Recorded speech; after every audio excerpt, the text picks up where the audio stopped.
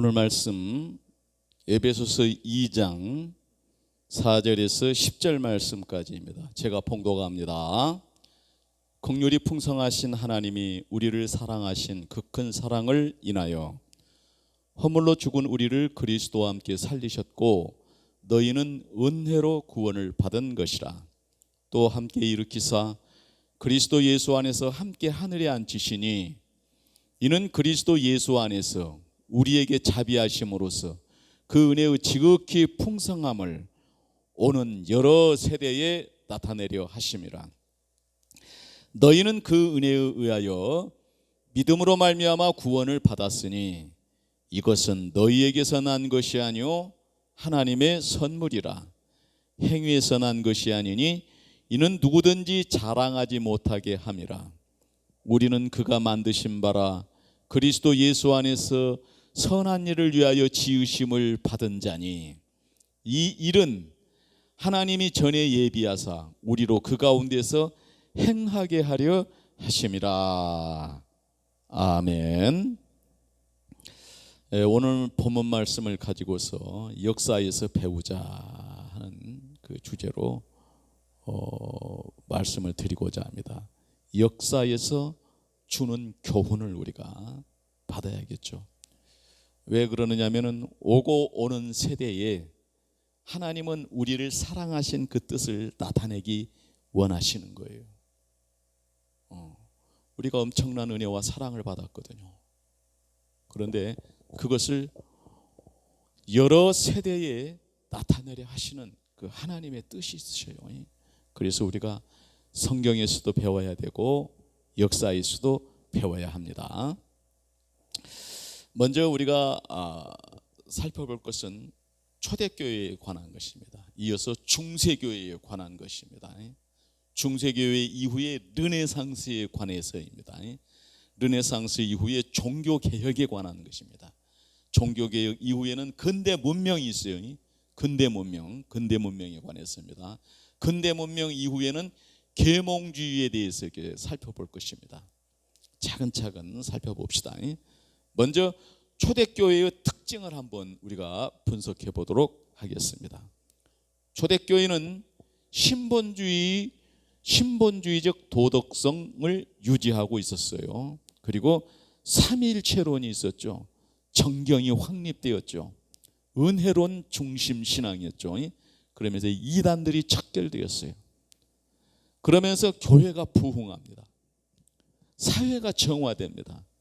그 힘으로 로마 제국을 복음으로 정복하는 그런 공동체였습니다.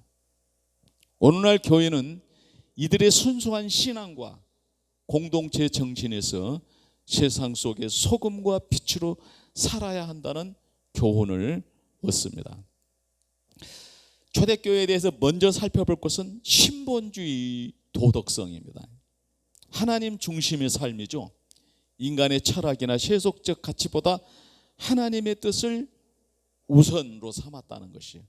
여기서 이제 신본주의와 인본주의라고 그래요. 신본주의는 하나님이 중심되는 사상이고 인본주의는 사람이 중심이 되는 사상이에요. 그런데 초대교회는 하나님 중심적인 사상에 기반해서 교회가 유지되었다는 사실입니다. 신본주의 도덕성이 유지된 것은 십계명이죠.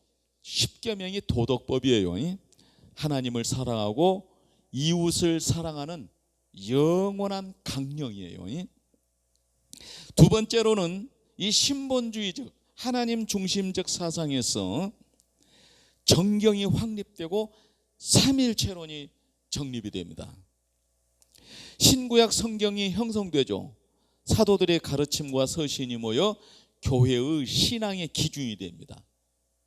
이렇게 하면서 이단 문서들을 구별해내는 거예요. 이단 문서들, 초대교회 시절에 많은 문서들이 제각기 나타나가지고 이것이 하나님의 그 말씀이다 하는 주장들이 나서게 되거든요. 그러면서 교회는 혼란에 빠졌어요. 하나님께서 사도들에게 교부들에게 명령하셔서 정경을 이렇게 66권으로 채택하고 나머지를 다 이단 문서로 구분해서 교회 안에서는 다 배격했습니다. 두 번째로는 삼위일체 신앙이죠. 성경을 이렇게 66권으로 채택하는 이 과정 속에 성경에서 말씀하시는 것이 무엇이냐라는 것이죠. 첫 번째로 알아야 될 것이 하나님에 관한 그 지식체계였어요. 오늘도 우리가 신앙생활하면서 성경을 가지고 성경 말씀을 풀어가는데 어떻게 하면 복을 받을까? 뭐 이런 논제로 어떻게 하면 잘 되고 어떻게 하면 성공할까? 이런 주제로 성경을 풀어가는데 이것은 어린아이적 일입니다. 어린아이적 일이에요.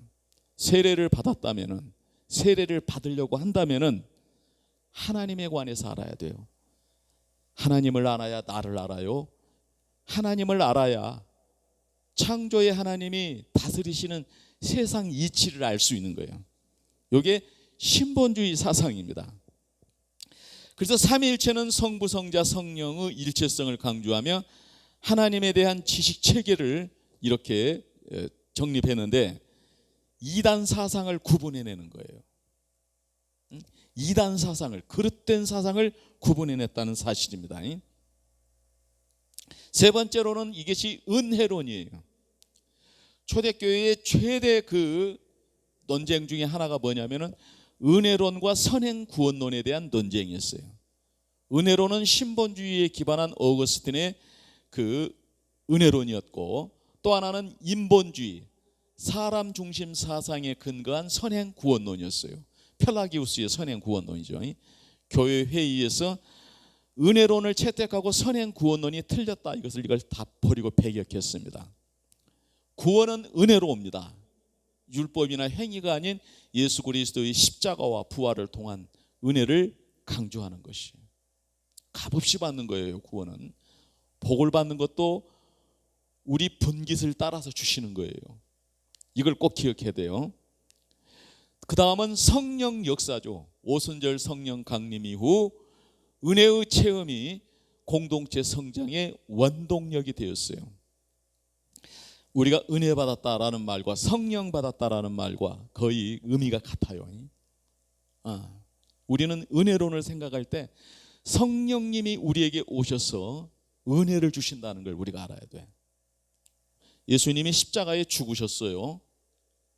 성령님이 오늘 우리에게 오셔서 십자가에 죽으신 예수님이 나를 위하여 죽으셨다는 것을 조명해 주셔야만이, 그걸 믿도록 하여 주셔야만이 우리가 예수님을 믿고 구원을 얻는 것입니다.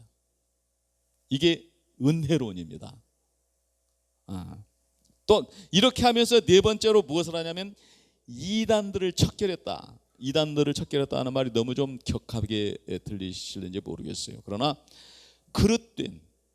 그릇된 신앙관을 다 배격시켰어요. 그걸 다 척결해야 돼요. 오늘날 우리도 마찬가지입니다. 그릇된 그런 그 신앙의 그 사조를 버리지 아니하면은 교회는 교회로서의 기능 발휘할 수 없고 신자는 신자로서 받아야 할 은총을 누리지 못합니다. 그래서 거짓 교훈을 배격했어요. 첫째는 영지주의, 율법주의, 천사숭배, 미신, 신비주의, 말시온, 적그리스도 등을 척결했어요. 당시 사회를 혼란케 하는 이단 사상을 적극적으로 배제했어요. 오늘날 우리가 여기서 교훈받아야 될 것은 교회 안에 세속화되어가는 이 교회에 대한 이 분별을 하고 우리가 척결해야 될 것을 척결해야 돼요. 그러면서 정통신앙을 수호해가는 것이죠. 사도적 전승과 교리체계를 통해 교회의 순수성을 지켜냈던 것이에요. 다섯 번째로는 세상 속에서 소금과 빛이 되었어요. 우리가 이 그릇된 잘못된 것들을 우리가 걷어내지 않고서는 소금으로서 빛으로서 사명 감당 못해요. 세상의 소금과 빛이 됐어요. 예수님이 팔복을 가르치시고 너희는 세상의 소금이다, 너희는 세상의 빛이다라고 말씀했어요. 초대교회와 종교개혁 시대의 그 가르침은 뭐였냐면 우리는 교회의 빛이 아니라 세상의 빛이라고 가르쳤어요. 사회적 영향력입니다. 성도들의 사랑과 나눔은 주변 사회의 칭송을 받게 되었어요. 마가의 다락방에 성령이 임하시고 나서 칭송을 받으면서 교회가 부흥했던 역사를 우리가 성경에서 알고 있습니다. 하나는 윤리적 모범입니다. 윤리적이어야 돼요. 도덕성이 있어야 돼요. 부패한 로마 사회 속에서 도덕적 대한 공동체로 자리매김이 됐어요. 세상의 소금과 빛이 되기 위해서 이렇게 잘못된 그릇된 사조들을 다 버리고 바르게 살기 위한 그 도덕성, 십계명에 기반한 것이죠. 그 윤리들이 삶으로 드러나게 되니까 그냥 죄악이 난무하고 그 어둠 속에 있었던 사람들이 이렇게 예수님이 부활했다고 전하는 저 사람들이 사는 것과 같이 살아야 사람답게 사는 것이고 저렇게 사는 것이 바르겠구나. 우리 자식들에게 저렇게 살으라고 가르쳐야겠구나. 이런 공감대가, 이런 그 위대한 이 힘이, 이런 그 민심이 교회를 부흥하고 하게 하고 사회를 정화시키면서 로마까지를 정복하게 되는 위대한 역사를 이루었단 말이에요. 여섯 번째로 그래서 사회 정화입니다. 공동체적 나눔입니다. 재산을 팔아 가난한 자를 돕는 삶으로 사회적 불평등을 완화시켰다고 했습니다. 또 하나는 정직과 순결이에요. 꼭 물질적으로 이렇게 서로 공평하게 나누는 거, 소금을 고르게 함같이 하는 거, 이것만이 아니라 정직함과 순결함이 이 초대교회의 위대한 것입니다. 제가 초대교회 강좌에서 그 성경 관점학당에서 이거 좀 다루니까 그때 한번 보시기 바랍니다. 성도들의 삶이 사회적 도덕성 회복에 기여했단 말이에요. 정직함과 이 순결함, 위대한 역사입니다. 일곱 번째로는 로마를 정복했어요. 복음이 확산됐죠. 그런 거짓된 것, 비도덕적인, 비윤리적인 삶들을 배격하고 이렇게 세상의 소금과 빛으로서의 그 삶을 살게 되니까 그 복음의 능력이 확산되는 거예요. 사도들의 선교로 소아시아, 헬라, 로마까지 교회가 세워져 가는 것이죠. 사도들뿐만 아니라 성도들도 순교하면서 증거하는 그 복음, 그 박해 속에서도 신앙을 지켜 결국 로마 제국을 복음으로 변화시키고 정복하는 이 위대한 역사를 이루었어요. 이 힘은 뭐예요? 우리는 교회의 빛이 아니라 세상의 빛이다라고 하는, 하나님 앞에 예배자로서 우리가 먼저 서게 된다면 세상을 향해서는 우리가 빛된 사명을 감당하는 것이, 우리의 참된 신앙과 이 도덕성과 윤리입니다. 이거 중요시 여기. 이거 행위 구원하고는 또 달라요. 이것까지 설명하려면 시간 관계상 어렵습니다. 오늘날 교훈입니다. 순수한 신앙이 회복돼야 됩니다. 조직과 제도보다 성령의 인도와 은혜 중심의 신앙이 회복돼야 됩니다. 공동체적 삶입니다. 교회는 단순한 예배 공간이 아니라 서로의 필요를 채우는 영적 가족이어야 돼요. 아까 물질을 팔아서 서로 나누는 것, 여기에만 그쳐지는 것이 아니에요. 서로의 교제 속에서 하나님 앞에 순결한 신실한 신앙으로 서도록 서로를 격려해야 돼요. 서로를 권면하고 서로 상대방이 그 원하는 것을 기쁜 마음으로 받아들여주고 그런 것을 감사한 마음으로 서로 교제하는 것이 위대한 역사입니다. 이것이. 또 하나는 공동체적 그 삶에서 사회적 그 책임으로 이어집니다. 교회의 사명이에요. 교회는 세상 속에서 도덕적 기준을 제시하며 정의와 사랑으로 사회를 정화해야 합니다. 교회는 세상의 도덕적 기준을 제시해 주는 거예요. 초대교회가 도덕적 기준을 제시함으로 말미암아서 민심을 얻어요. 그래서 교회 안으로 사람들이 몰려들었거든요. 그런데 오늘날 우리 교회는 도덕적 기준을 제시해 주기는커녕 오히려 세상으로부터 치탄을 받고 있는 이런 상태가 되어 있어요. 냉정하게 봐야 됩니다. 이 부분은 냉정하게 봐야 돼요. 오히려 세상보다도 더 타락한 모습들이 많이 드러나고 있어요. 이거 정확히 보고 이거 직시해야 됩니다. 그리고 이거 버리고 회복돼야 됩니다. 그래서 세상의 도덕적 기준을 제시해 줄 만한 그 권위, 그 품위, 그 품격, 그 기품이 회복돼야 됩니다. 그러지 않고서는 큰일 납니다. 하나님 앞에 무서운 죄를 짓는 길에서 우리가 돌이켜야 됩니다. 복음의 확산입니다. 초대교회처럼 박해와 어려움 속에서도 복음을 전하는 사명을 이어가야 됩니다.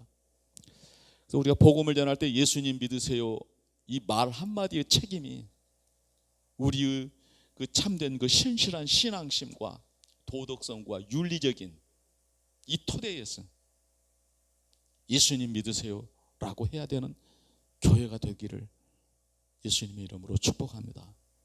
여러분, 초대교회의 정신을 오늘날 교회가 회복한다면 단순히 교회 공동체를 넘어 사회와 국가를 위한 빛과 소금으로서 더 큰 영향력을 발휘할 수 있습니다.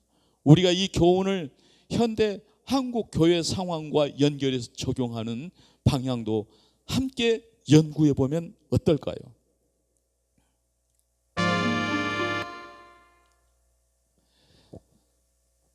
두 번째로는 중세교회의 특징과 분석을 해보겠습니다. 초대교회와 중세교회는 달라졌어요. 그 부분을 한번 보잔 말이에요.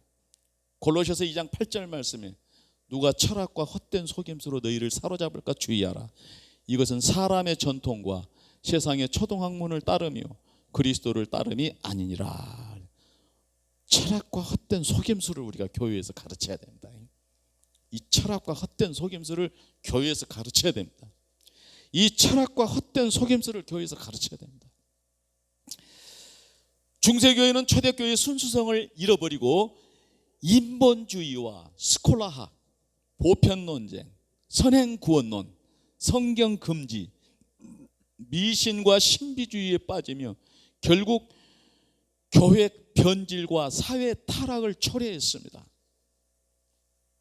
이 과정은 오늘날 교회가 반드시 반면교사로 삼아야 할 중요한 교훈을 줍니다. 먼저는 인본주의와 스콜라 철학입니다. 초대교회에서는 신본주의였잖아요. 신학이었잖아요. 은혜론이었잖아요. 그런데 중세교회는 신본주의에서 인본주의로 전환됐어요. 하나님 중심에서 사람 중심으로 전환이 됐단 말이에요. 인간의 이성 중심의 사고가 신앙보다 우위에 서게 되었어요. 하나님의 뜻보다 사람의 뜻이 우선이 되게 되었단 말이에요. 그러면서 인본주의 그 철학을 가지고 신앙을 해석한다.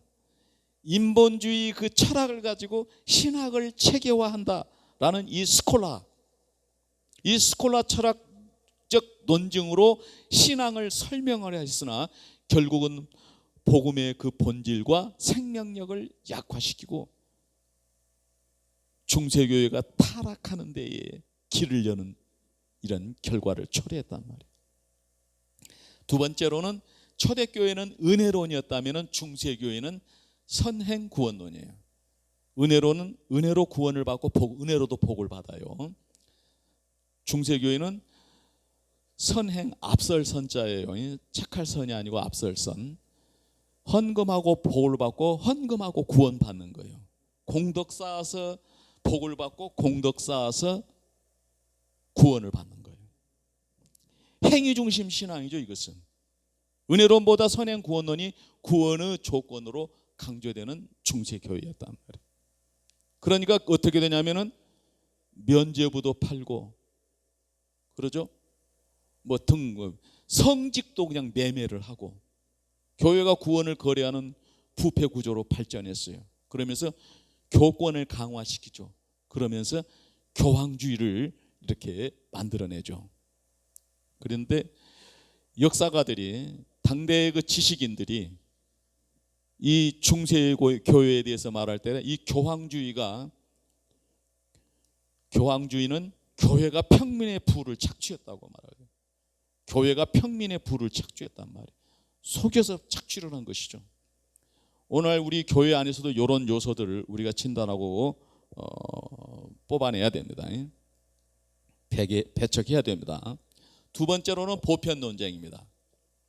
초대교회에서는 신본주의 신학을 연구하면서 은혜론, 정경 확립, 삼위일체론을 정립해가면서 바른 신앙과 삶을 지도했어요.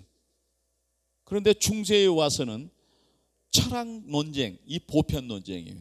플라톤의 실제론과 아리스토텔레스의 유명론, 이 논쟁이 아주 치우쳤어요. 보편과 개별의 철학적 논쟁이라고 그러는데 신앙의 본질보다 형이사학적 논쟁에 몰두했어요. 그러면서 실천적 신앙이 약화됐어요. 교리 논쟁이 성도들의 삶과 괴리감이 느껴지죠. 그 철학의 그 논리에 새겨진 그런 그 교리 논쟁들이 초대교회와 같이 성경 말씀에 순종한 그 도덕성, 그 윤리관, 이런 것들이 그 괴리감이 생기게 되었단 말이에요. 그러면서 보편 논쟁이라고 하는 이 철학 논쟁에 치우치면서 어떻게 되냐면은 평신도들에게는 성경을 금지시켜 버리는 일이 생겨나게 됩니다. 성경에 접근 차단했어요. 성경을 라틴어로만 보존하고 평신도의 읽기를 금지시켰어요. 이거 실제로의 중세교회에 있었던 일이에요. 그러면서 교권을 강화시키고 교회의 권위가 성경의 권위보다 더 우위에 서게 되는 이런 왜곡이 일어납니다. 이 진리 왜곡이 심화됩니다. 이러면서. 그러면서 어떻게 되느냐면은 다섯 번째로는 미신과 신비주의에 빠지는 거예요. 성경을 읽고 성경의 그 가르침을 따라 살아가야 되는데 성경을 금지시켜버리고 선행 구원론, 구원받기 위한 신앙생활, 복을 받기 위한 신앙생활, 이거 오늘 어디하고 좀 비슷하죠. 점집, 우상 숭배 그 전당들, 또 대구 팔공산 같은 그런 기도터들하고 좀 많이 닮아있는 모양새잖아요. 비성경적 신앙, 미신적 요소가 신앙을 대체하며 영적 타락을 초래했어요. 그러면서 여섯 번째로는 교회가 변질되고 사회가 타락했습니다. 권력화된 교회는 정치 경제적 권력과 결탁하여 세속화되죠. 교황주의로 변질되었단 말이에요. 사회적 부패가 일어납니다. 교회의 타락이 사회 전반의 도덕적 붕괴로 이어졌어요. 교회가 도덕적 방향을 제시해 줘야 되는데 그 사명을 감당하지 못하고 교회는 그 욕심으로 그냥 그 재산을 긁어 모아서 부자가 되고 그냥 화려해지잖아요. 응? 교회가 부자가 되고 화려해지잖아요. 종교개혁 당시에 유럽 땅의 63%가 교황 정당이었대요. 상상이 갑니까? 왜? 평민의 부를 착취했어요. 이런 때가 또 있었어요. 우리가 가나안 땅에서 이스라엘 백성들이 하나님의 심판을 받고 망해져 갈 때 아수르 바벨론에게 침공을 받았어. 그렇게 갈갈이 찢기고 무너지고 포로로 끌려갈 때 성전 금고에 금은 보화가 가득했고 임금의 내탕고에는 금은 보화가 가득했어요. 왜 그래요? 복을 받기 위해서. 그냥 복을 받기. 번제도 그냥 몇천 마리 그냥 금은 보화를 바치는 복을 받기 위한 것이었어요. 임금의 그 왕의 그 내탕고에는 금은 보화가 많은 게 뭐예요? 관직을 사기 위해서 그렇게 돈을 갖다 바쳤던 거예요. 그러면서 망했습니다. 가난하고 뭐 기근이 와서 뭐 이렇게 뭐 그래서 망한 게 아니야. 이거 잘 분별해야 됩니다. 권력화된 교회, 부자가 되는 교회, 이거 우리가 조심해야 됩니다. 사회적 부패입니다. 교회가 타락했어요.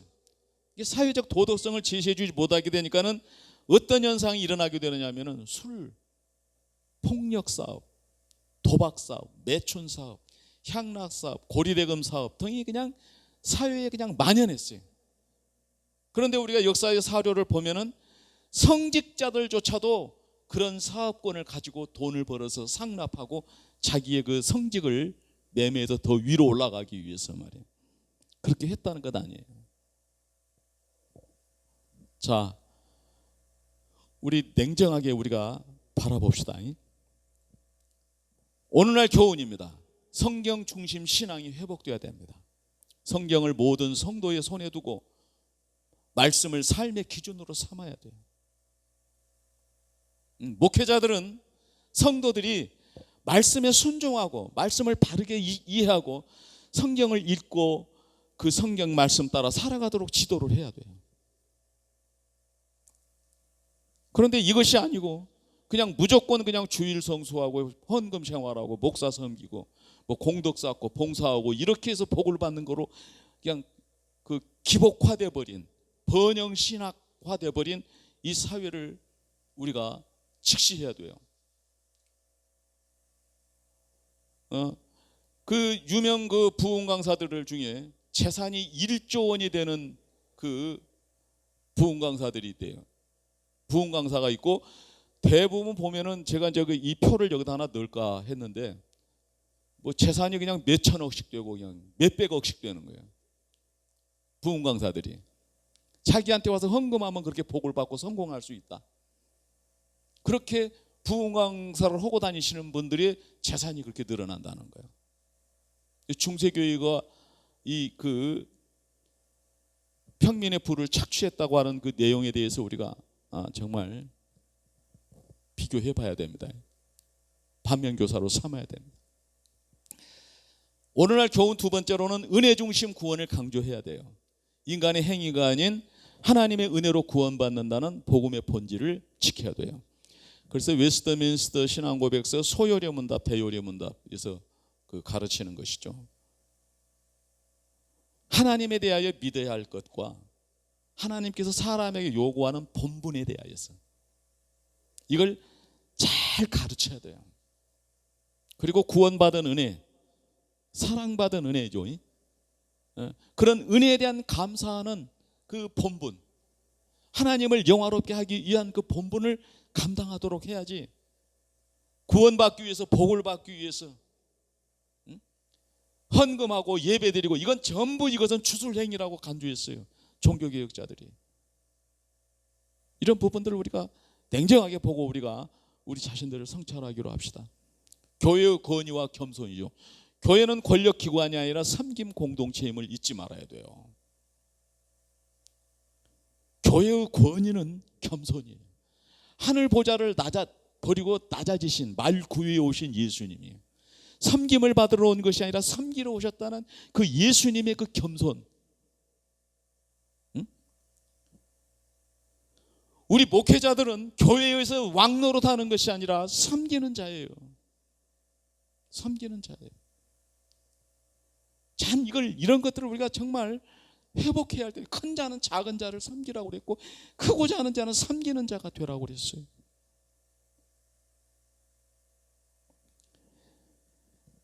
이런 그 가치들을 우리가 잊어버리면 안 돼요. 이걸 잃어버리면 안 된다니까요. 이걸 잃어버리니까 권위를 잃어버린 거예요. 품격을 잃어버린 거예요. 기쁨을 잃어버린 거예요. 누구도 인정을 해주지 않아요. 의심의 눈으로 보죠. 비웃음의 눈으로 보는 것이죠.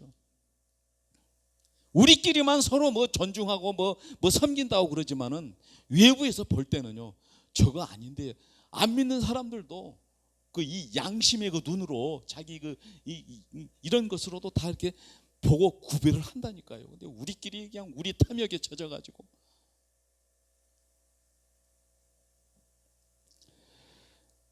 미신과 신비주의를 경계해야 됩니다.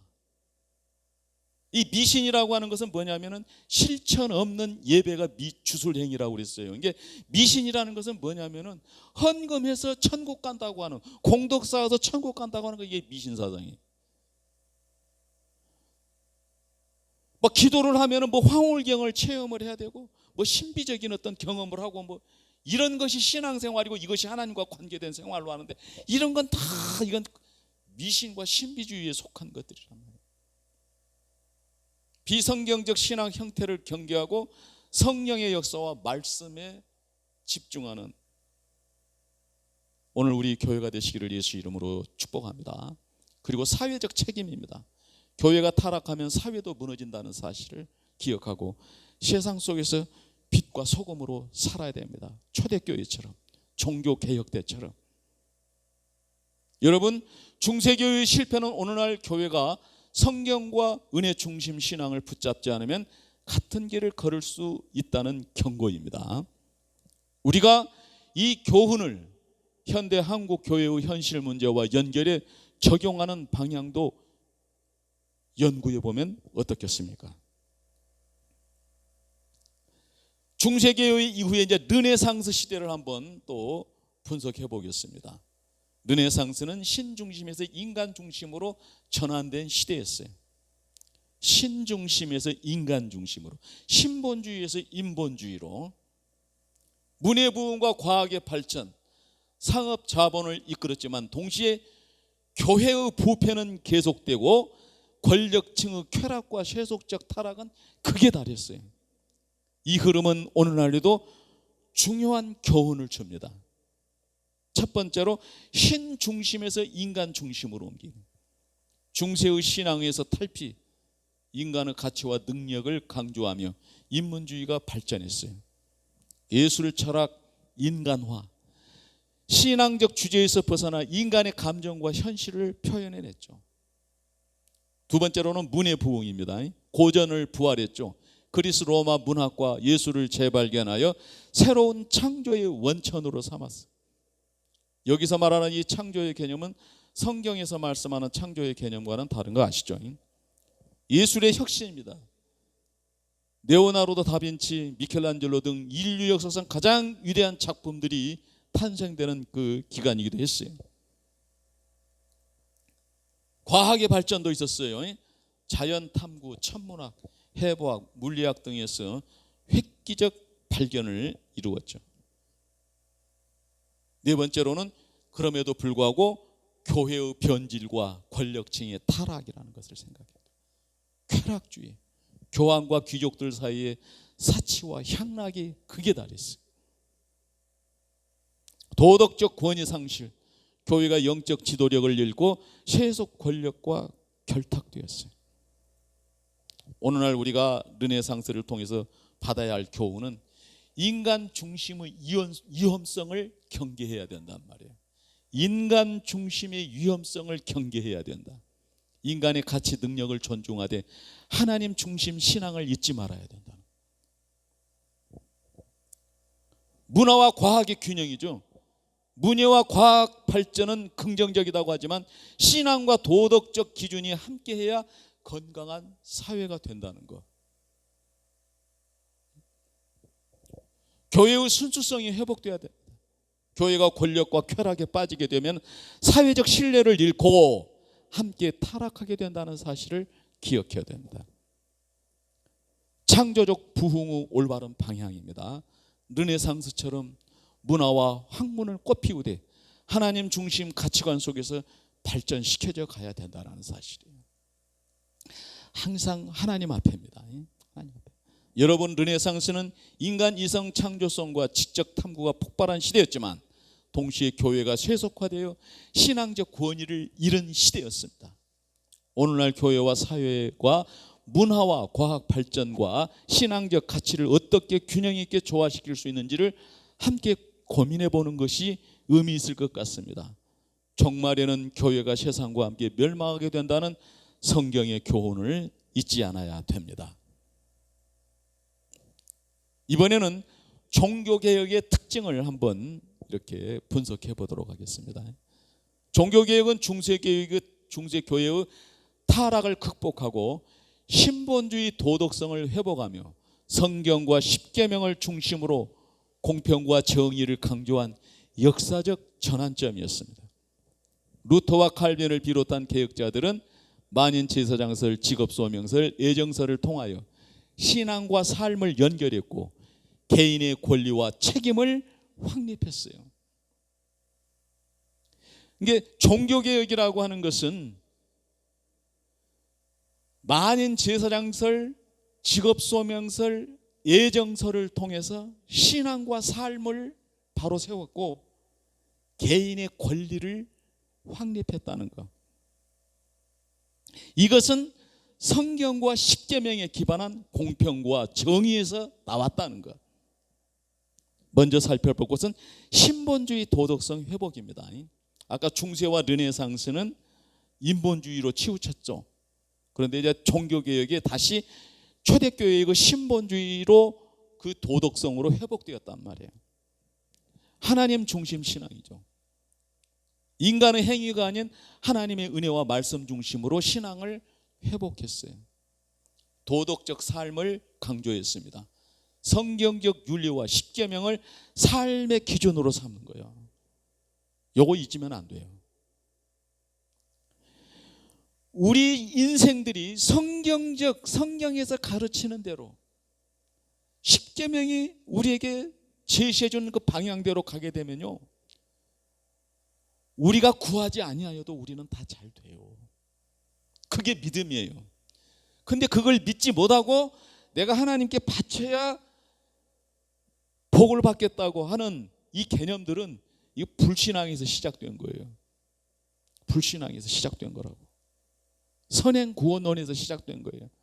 이것은 자신을 망하게 하고 교회를 망하게 하고 사회를 부패하게 하는 결과를 초래한다는 것을 우리가 알아야 돼요.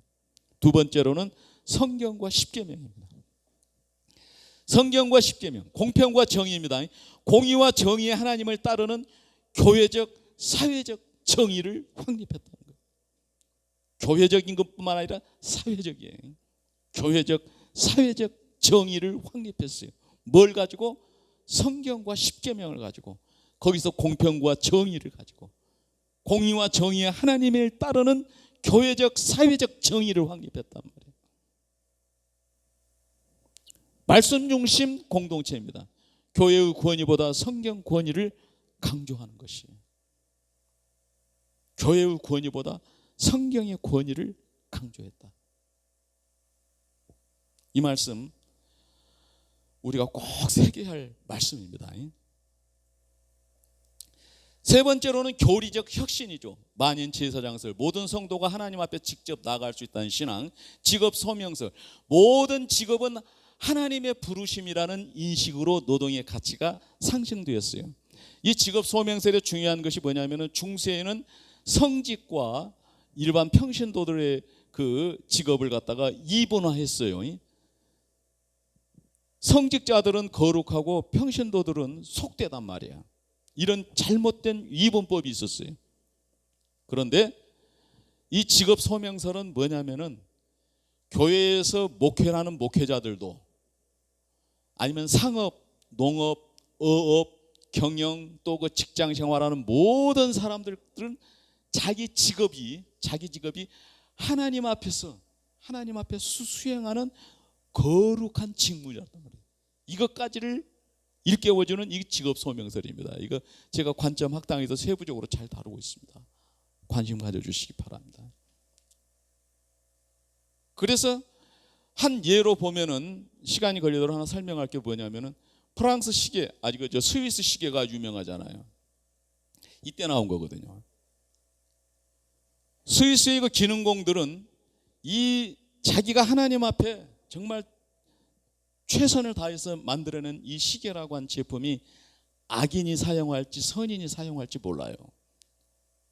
그러나 자기는 그 시계를 최고로 좋은 품질과 기능을 가진 그런 시계를 만드는 것을 하나님 앞에 성직으로 여기고 기술자들은 그 시계를 만들었단 말이에요.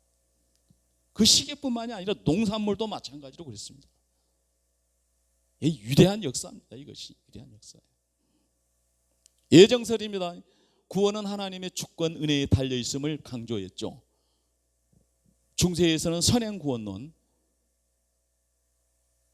헌금하고 공덕 쌓아서 구원을 받는다고 하는 것을 가르쳤지만은, 그 구원과 그 복은 하나님께서 그 분기시에 따라서 무조건적인 그 선택에 의해서 하나님께서 주시는 것이지, 그 선행구원론적인 그런 신앙에서 탈피해야 된다라고 하는 측면이 강조된 예정론이었어요. 네 번째로는 개인의 권리가 확립된 거예요. 자유와 책임이죠. 개인이 성경을 읽고 신앙을 선택할 권리를 보장했어요. 참 이거 중요한 것입니다. 이 개인의 권리. 이 종교 개혁 시대에 이것이 참 이 신본주의적인 이 도덕성 기반에서, 그 사회적 기반에서 이 개인의 권리라고 하는 것이 이게 정립이 됩니다. 이것이 이제 근대 문명을 태동하게 하는 역사가 일어나거든요. 거기에 준법 정신이죠. 사회적 질서와 법을 존중하는 태도를 확립했다는 사실이에요. 다섯 번째로는 권장된 삶의 태도입니다. 먼저 권장하는 것이 있고 금지하는 것이 있어요. 근데 권장하는 삶의 태도는 뭐냐? 근면 성실하게, 소득이 생기면 봉헌을 하고 그 소득을 가지고 가정을 윤택하게 하고, 그러고도 남겨서 저축을 하라고 하고, 그러면서 재투자를 하라는 거예요. 자기를 위해서, 자기 성숙을 위해서 더 좋은 학교에 가서 공부하는 거, 그렇죠? 또 더 좋은 기술을 배우는 거, 더 많은 고용 인원을 늘리기 위해서, 더 좋은 품질을 개발하기 위해서 재투자를 하라는 거예요. 이게 자본주의의 이게 근간이 되는 거거든요, 이게요. 그리고 구제를 하라는 거. 구제를 짓지만, 구약의 구제율법이 있고 신약에 예수님이 종말을 말씀하실 때 지극히 작은 자에게 한 것이 나에게 한 것이라고 심판하시겠다고 말씀하시죠. 이 경제적 윤리와 사회적 책임을 강조하는 이 위대한 역사입니다. 책임의식 준법 정신이죠. 생명, 자유, 개인, 행복, 자본, 이런 것들을 가르쳤어요. 우리 오늘 교회에서 무엇 가르치고 있습니까? 책임의식, 준법 정신, 생명, 자유, 개인, 행복, 자본, 이런 걸 가르쳤다니까요. 근대 시민사회와 자본주의 발전의 토대를 마련했어요. 교회에서 이거 가르쳐야 됩니다. 여섯 번째로 금지된 행위가 있어요. 술, 폭력, 도박, 매춘, 향락사업, 고리대금, 도덕적 타락을 경계하고 경제적 부패를 경계했죠. 중세교회는 선행구원론에 빠져서 이것이 만연했고, 초대교회는 은혜론에 기반해서 도덕성 그 윤리를 강조했기 때문에 이러한 산업들이 사업들을 하는 걸 경계했거든요. 오늘날도 이것이 적용되기를 예수님의 이름으로 축복합니다. 그러면서 과욕, 사치, 방탕, 착취, 억압, 개인의 윤리와 사회적 불의를 거부했죠. 착취해서도 안 되지만 착취받아서도 안 된다는 걸 가르쳤다는 거예요. 억압해서도 안 되지만 억압받는 것 받아서도 안 된다는 걸 가르쳤다는 거예요. 위대한 역사입니다. 위대한 역사입니다. 오늘날 교훈입니다. 성경 중심 신앙입니다. 교회와 성도는 성경을 삶의 기준으로 삼아야 됩니다. 신앙과 직업의 통합입니다. 직업과 일상 속에서 하나님의 부르심에 실천해야 된다는 거예요. 하나님의 부르심에 소명의식, 직장 생활할 때 소명의식, 가정에서도 가정의 일원으로 살면서도 그 소명의식을 잊지 말아야 돼요. 사회적 책임입니다. 근면 성실 구제 정신으로 사회 정의를 세워야 되고, 도덕적 경계죠. 물질주의와 쾌락주의를 경계하고 철제와 나눔을 실천해야 되고, 자유와 책임 균형이죠. 개인의 자유는 책임과 준법 정신 속에서 건강하게 유지돼야 돼. 요거 잘 기억해도 이거요.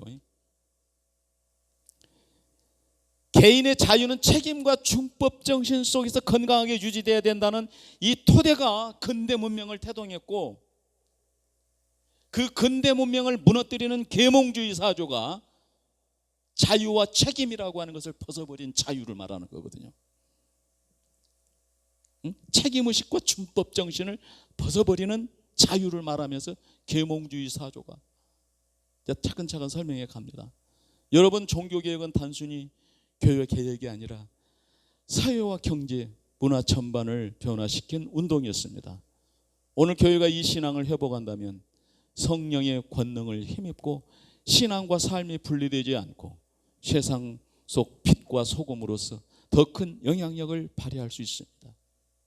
이 교훈을 현대의 교회의 신앙 윤리와 사회 경제 윤리 문제와 연결해 적용하는 방향도 함께 고민해 봅시다. 그리고 이것은 이제 스코틀랜드 장로교, 프랑스 위군호, 네덜란드 독립, 영국의 청교도 혁명, 미국의 건국, 이것들은 근대 문명에 관한 말씀을 내가 이제 다음에 드리기 위해서 지금 여기를 내가 말씀을 언급을 하고 가는 겁니다. 제가 성경 관점학당에서 괜찮은 그 표를 하나 이렇게 만들었습니다. 당시에 종교개혁 당시에 지식인들이 인류를 절망하게 하는 것이 무엇이냐 하는 것을 고민하고 이렇게 말한 거예요. 전쟁, 기근, 전염병, 착취였어요. 오늘 우리 신앙인 여러분들, 우리 지식인 여러분들은 무엇을 고민하고 있고 이 시대에 대하여서 어떻게 보고 있습니까? 인류를 절망하게 하는 게 전쟁이래요. 기근, 전염병, 착취래요. 이 교회에서 이거 가르쳐야 됩니다. 이거 가르쳐야 됩니다. 이번 트럼프 대통령이 전쟁을 일으키기 전에 수십 명의 목사이다들이 모여서 트럼프를 위해서 기도하고 트럼프를 더 축복하는 그런 영상을 갖다 보였는데요. 히틀러도 그랬고 김일성이도 그랬지 않습니까? 우리 정신 차리기로 합시다. 중세 절망입니다. 중세를 절망하게 하는 것이 뭐였느냐? 군주주의, 부패한 왕이 착취를 했대요. 군국주의, 강대국이 약소국을 침략해서 착취를 했대요. 교황주의, 교회가 평민의 부를 착취했대요. 이슬람, 폭력으로 착취했대요. 후에 근대 사회주의, 폭력으로 분배했다고. 이 지식인들은 이렇게 조명을 해놓았어요. 종교개혁입니다. 앞서서 언급한 것을 이렇게 간략한 표로 만들었습니다. 한번 이렇게 캡처해서 보시기 바랍니다. 근대 문명이에요. 아까 제네바 종교개혁에서 그 영향을 준 태동한 근대 문명이에요. 근대 문명은 개인의 권리와 자결권을 존중하며 정치적으로 민주주의, 공화정, 입헌주의, 경제적으로는 자본주의와 시장경제를 확립하는 시대였습니다. 이는 인류가 자유와 책임을 동시에 배우며 현대 사회의 기초를 마련한 중요한 전환점이었습니다. 첫 번째로 개인의 권리와 자결권 침해하면 안 된다. 이게 제네바 종교개혁에서 나온 거거든요. 인간의 존엄성을 강조했죠. 개인은 더 이상 국가나 교회의 소유물이 아니라 독립된 존재로 인정받아야 된다는 것이었어요. 자결권이죠. 스스로 선택하고 결정하고 자기가 결정해서 행하는 것에 대한 책임을 자기가 짓는 이 자결권, 이것을 보장하고 자유와 책임의 균형을 요구했죠. 이걸 가르쳤죠. 근데 이걸 모르고 있으면은 이제 엉망으로 인생을 살게 되는 것입니다. 사회가 엉망이 되는 것입니다. 먼저 정치적인 문제입니다.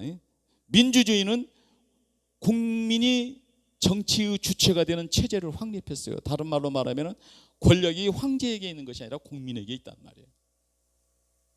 공화정입니다. 부패한 군주의 권력 남용을 방지하기 위해서 공화정, 삼권 분립을 했죠.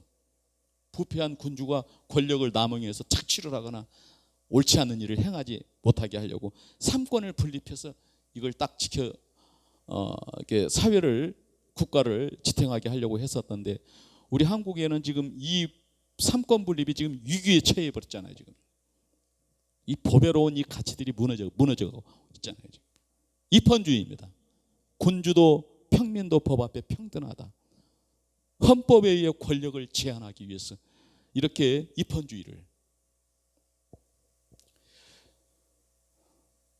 그래서 이제 이 근대 문명이라고 하는 것을 갖다가 근대 문명이 무엇인지 잘 모르시는 분들에서 내가 이제 스코틀랜드 장로교, 프랑스 위군의 네덜란드 독립, 영국 청교도, 미국 건국, 대일본 제국은 근대 국가이면데 왜곡된 근대로 대일본 제국, 난한 화원용제, 그래서 천황 숭배 사상이 여기서 발현되는데 이것은 근대 국가 중에 왜곡된 근대예요. 이런 것들을 분별하고 싶어서 제가 하나 이렇게 삽입을 했습니다. 경제적 발전입니다. 자본주의, 개인의 경제적 활동 자유와 사유 재산을 보호해 주는 것, 경영권을 보호해 주는 것, 시장 경제죠. 수요와 공급에 따라 경제가 운용되며 경쟁을 통한 발전을 촉진하는 이 자연스러운, 자유스러운 이 시장 경제. 오늘의 교훈입니다. 개인의 권리를 존중, 사회와 국가가 개인의 자유와 권리를 침해하지 않도록 끊임없이 감시하고 보호해야 돼. 이거 누가 보호해야 돼요? 이 시민의식이, 이런 가치관이 있는 지식층들이 이것을 해야 돼요. 근데 지식인들이 오늘날 보면 지식인들이 침묵하고 있잖아요. 지식인들이 침묵하고 있잖아요. 사법체계가 무너지고 있는데 법조인들이, 그 많은 부와 명예를 누렸던 그들이 침묵하고 있잖아요.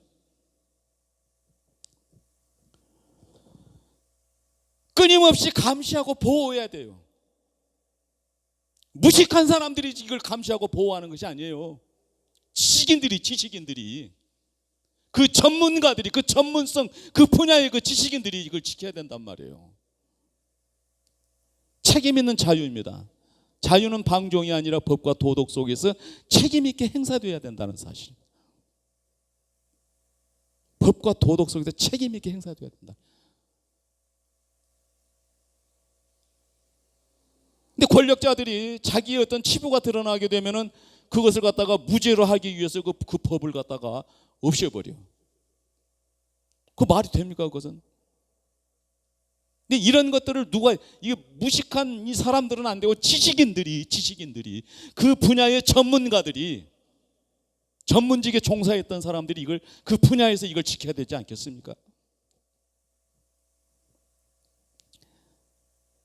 민주주의 수호죠. 권력은 국민에게서 나오며 헌법과 법치주의를 통해 견제와 균형을 유지해야 된다는 사실이에요. 경제윤리입니다. 자본주의의 장점, 근면, 가정을 윤택, 저축, 재투자, 구제를 살리되 탐욕, 착취, 불평등을 경계해야 됩니다. 오늘날 이 자본주의가 천박한 자본주의가 되어버렸잖아요. 민주주의도 천박한 민주주의가 되어버렸어요. 왜 그래요? 이 가치들을 버렸기 때문에 그래요. 탐욕과 착취와 불평등, 자기 욕심에 치우쳐서 부패한 지도자들이 이런 것들을 다, 부패한 지식인들이 다 이것들을 다 이렇게 훼손시켜버렸잖아요. 사회적 연대입니다. 개인의 권리와 자유가 공동체의 선과 조화를 이루어야 건강한 문명이 지속된다는 것이죠. 여러분, 근대 문명은 오늘날 우리가 누리는 자유민주주의 시장경제의 뿌리입니다. 하지만 동시에 권리와 자유와 책임과 윤리가 함께 가지 않으면 사회가 무너질 수 있다는 경고도 담고 있습니다. 이 교훈을 현대 한국 교회와 사회의 정치, 민주주의와 경제 문제와 연결해 적용하는 방향도 함께 고민해 보면 어떨까요? 계몽주의입니다. 이거 중요한 대목이다. 여기가 계몽주의는 탈근대입니다. 근대 문명을 그 신본주의에 기반된 근대 문명에서 탈출하자, 벗어나자고 하는 것이 이 계몽주의 사조입니다. 이 계몽주의는 철학에 기반, 이성 그 철학에 기반한 그 사조이기 때문에 신학에 기반한, 계시에 기반한 그 윤리 체계들, 이런 것들을, 도덕성 체계들을 다 벗어버리자는 것이 이 탈근대예요. 이 계몽주의를 우리가 바로 알지 못하면 안 됩니다. 계몽주의를 바로 알아야 됩니다. 하나님을 믿는 사람들이라면 이것을 알아야 됩니다. 부탁합니다. 계몽주의 시대의 탈근대 사상은 신본주의 도덕성을 걷어내고 신존재 창조를 부정하며 기독교 윤리, 민주주의 윤리를 거부한 흐름을 보여줍니다. 인간의 자율로 유토피아를 창조하려 했지만 결국 기독교를 사사화했다는 것은 기독교의 공공성을 다 빼앗아버리고 기독교 신앙이라는 것이 개인의 구원과 개인의 축복으로만 이렇게 간주하던 그런 것을 갖다 사사화라고, 기독교 사사화인데, 그렇게 기독교를 그렇게 축소시켜 놓고 우파, 파시즘, 좌파, 공산주의 혁명, 신자파, 성혁명, 성정치, 성해방으로 이어졌어요.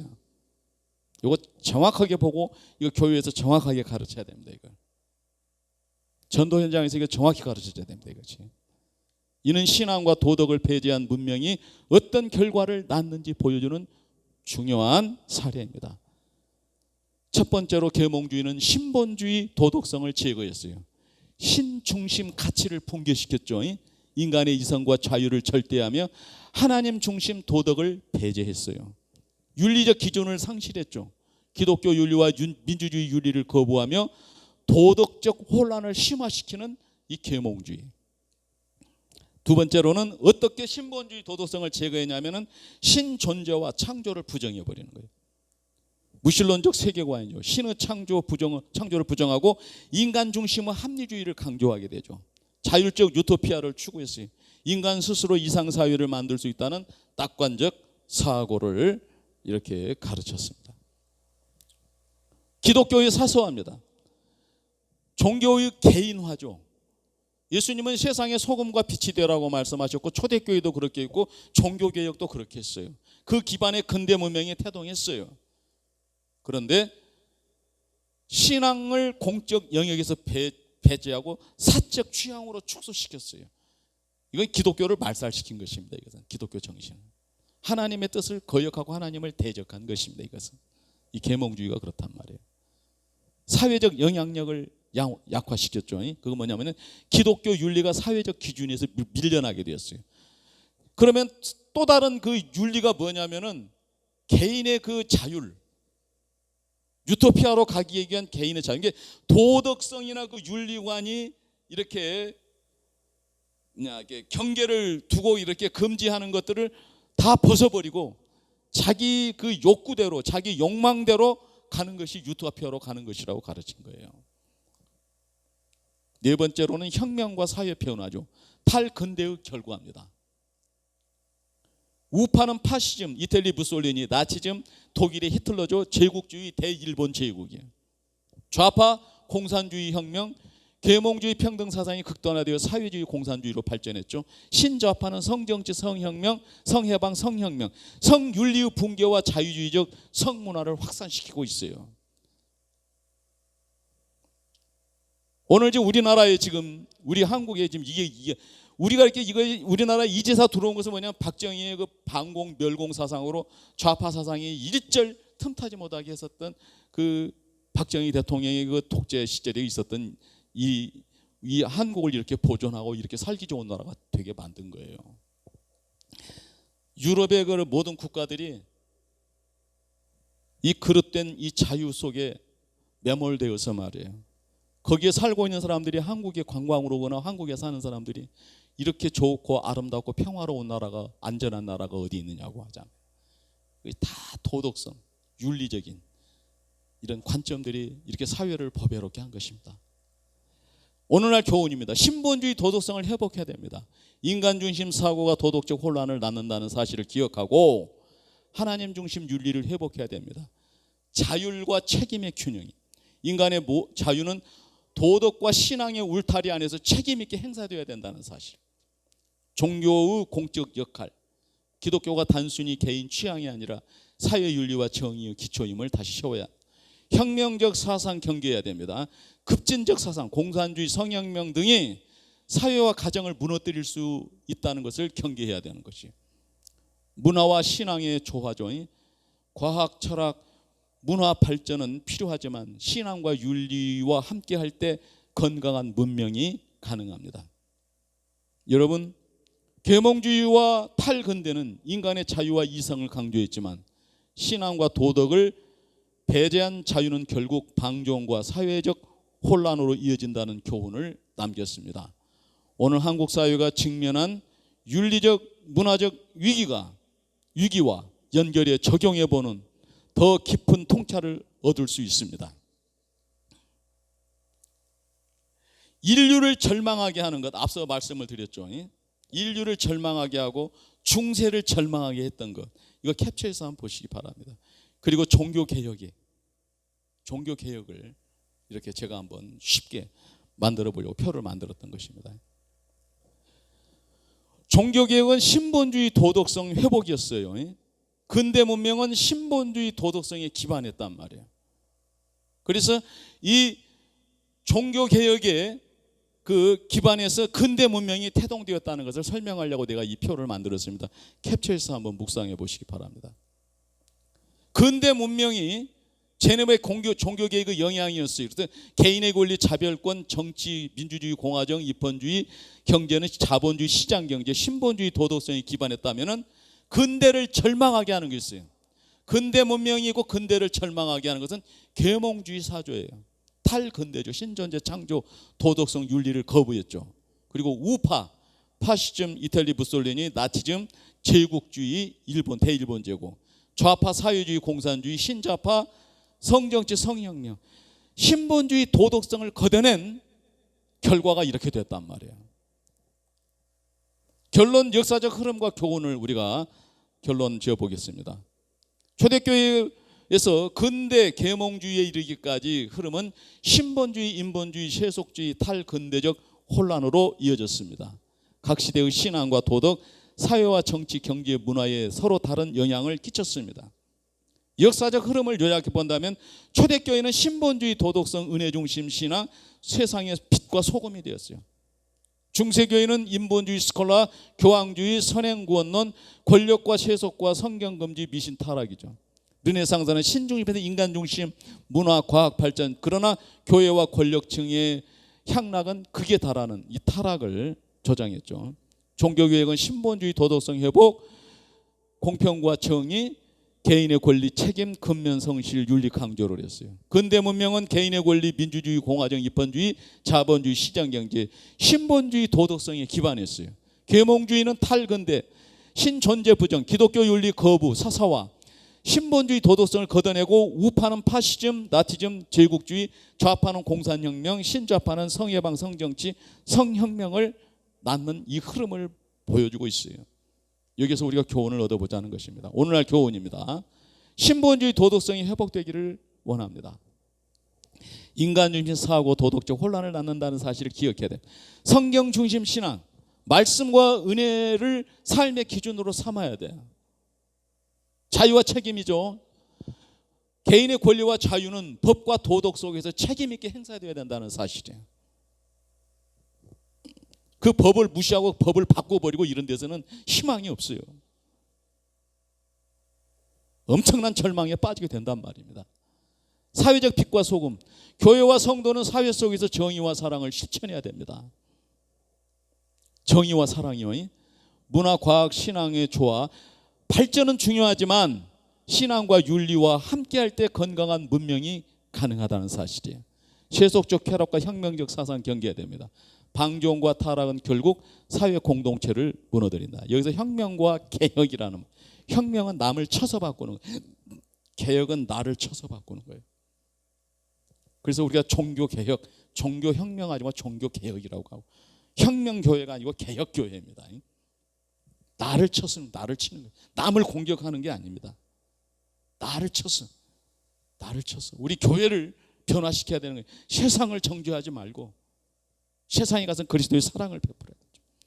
그걸 전하고 알게 해야 되죠. 그걸 설득해야죠. 그러나 교회는 바뀌어야 됩니다. 교회는 무너진 데를 회복해야 됩니다. 결론적으로 역사는 우리에게 신앙과 도덕을 잃은 문명은 결국 붕괴한다는 사실을 보여줍니다. 오늘날 교회와 사회는 초대교회의 정신을 회복하여 성경, 은혜, 책임, 사랑을 중심으로 새로운 시대를 열어가야 됩니다. 여러분, 이 결론을 현대 한국 사회와 교회의 현실 문제와 연결해 더 구체적인 적용점을 연구해 보면 어떨까요? 여기서는 이제 한국 사회와 교회 현실 문제를 제가 다루었는데 캡처해서 한번 묵상해 보시기 바랍니다. 한국 사회와 교회의 적용점을 한번 이렇게 만들었습니다. 캡처해서 보시기 바랍니다. 여기도 마찬가지로 캡처해서 한번 보시기 바랍니다. 우리는 두 가지 자유에 대한 인식이 있어야 됩니다. 도덕성에 기반된 자유, 도덕성을 벗어난 자유. 두 가지 연애, 순결연애, 자유연애. 여러분들 자기 배우자가 순결했으면 좋겠습니까? 성적으로 자유로웠으면 좋겠습니까? 자기 딸들이 아니면 자기 며느리가, 자기 사위가, 자기 아들들이 순결한 사람이었으면 좋겠습니까? 자유연애를 하는 사람이면 좋겠습니까? 한번 생각해 보십시다. 우리가 두 가지 복지가 있어요. 제한적 복제와 과도한 복지가 있어요. 이 자본주의를 제창했던 제네바에서 칼빈은 제한적 복지를 얘기했어요. 복지소에 복지사회 하는데 이 제한된 복지사회여야 됩니다.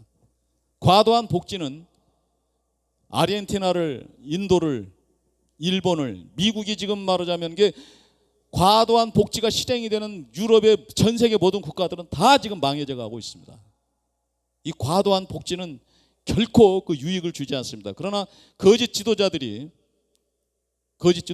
돈을 이렇게 풀면서 말이에요. 로마에서도 그랬거든요. 민심을 얻어서 자기 권력이나 그냥 유지해 보려고 하는, 미래는 그냥 생각지도 않고.